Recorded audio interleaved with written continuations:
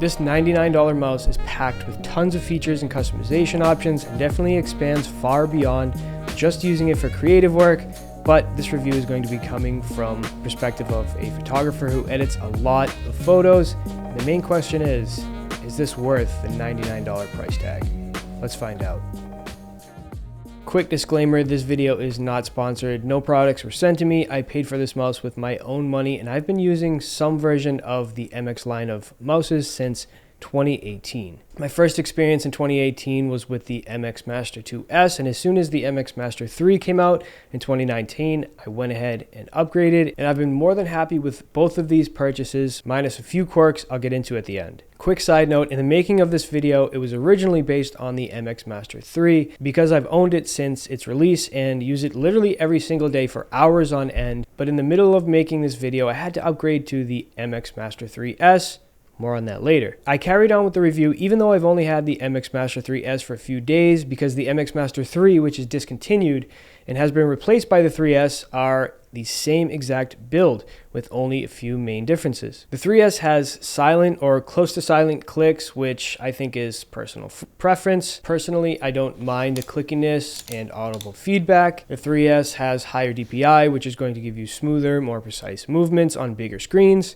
And the 3S also has updated Bluetooth tech. But besides that, they are functionally and physically identical. You can still find the MX Master 3 new on Amazon, and it is $15 cheaper than the 3S, but I don't recommend it. Again, we'll touch on that later. So first of all, for the size of this mouse, I would say it is on the medium/larger side, especially when compared to something like the Magic Mouse, and also against any old just standard mouse that you'd find in an office or something. The MX Master 3 has dark field, high precision sensor technology, very long battery life, 70 days, which I think is true or even understated. It also has USB-C, which is basically the latest and greatest charging cables. The MX Master 2 and 2S did not have this. You can easily switch between 3 different devices on the go with the easy switch at the bottom of the mouse. One of my favorite features of this mouse is the app-specific customizations. You can customize and set this thing up for photo editing apps such as Lightroom and Photoshop, video editing software like DaVinci Resolve, Final Cut Pro, Premiere Pro. You can customize your settings for your home screen, web browser, Zoom, Microsoft Word, Excel, and more. Besides right and left click, there are 5 different programmable single click options, a programmable side scroll wheel, and 4 different programmable gestures. The gesture button sits right beneath your thumb, and you can either use it on its own or hold it down and push up, down, left,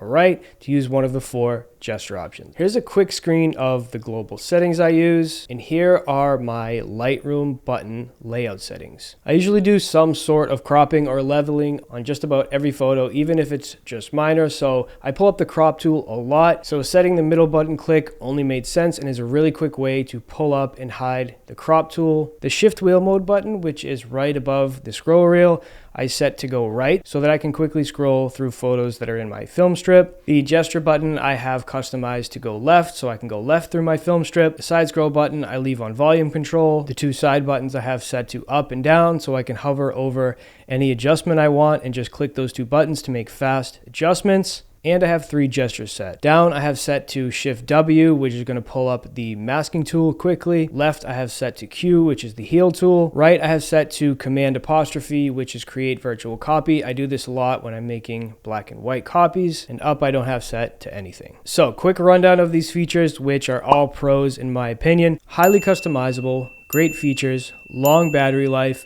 good ergonomics. Cons would be glitchy software, below average customer service, which we'll get into a moment. The price of this mouse, which is definitely not cheap, but in my opinion worth it. There is no left-handed option and wouldn't really categorize this as a con, mostly just nitpicking, but the only ergonomic complaint I have is the placement of the gesture button. I wish it sat right where your thumb naturally sits on the mouse, and because this isn't a very clicky button and you have to use intentional force to activate it, I don't think there would be an issue with accidental presses. So back to the MX3 versus the 3S. In the middle of this review, I unfortunately had to upgrade my 3 to the 3S because of the very buggy software that I had issues with from day one with the 3. I haven't made any changes to my customizations for a while on my 3, and as a result, I was in an older version of their Logi Options program. The problems came when I was forced to use the newest Logi Options Plus software, and when I went to change a few of my custom keys,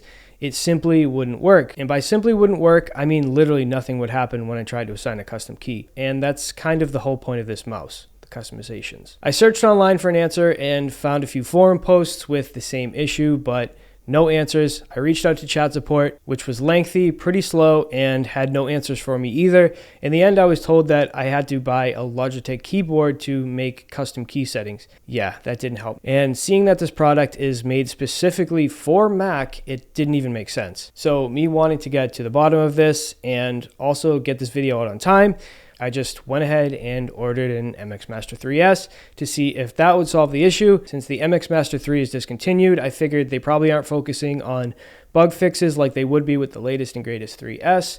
Well, the MX Master 3S came in, and I'm very happy to report that they seem to have worked out all the bugs because I was able to make all the custom key settings I wanted with 0 issues, and I've actually gotten used to the near silent clicks, and I've got to say, it's pretty nice.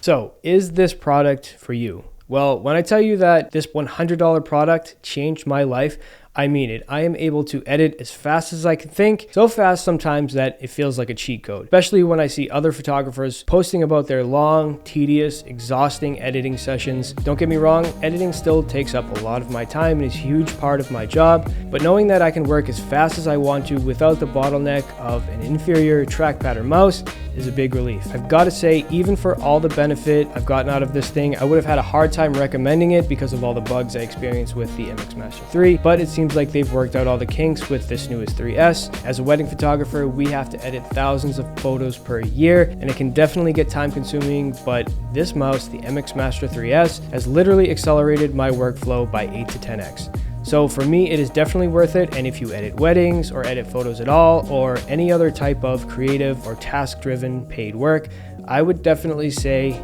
you need this mouse. Because as the saying goes, time is money, and this has been one, if not the biggest time saver I've ever implemented into my workflow. That's gonna do it for this video. I hope you guys enjoyed it, hope you found it helpful, and I'll catch you guys in the next one.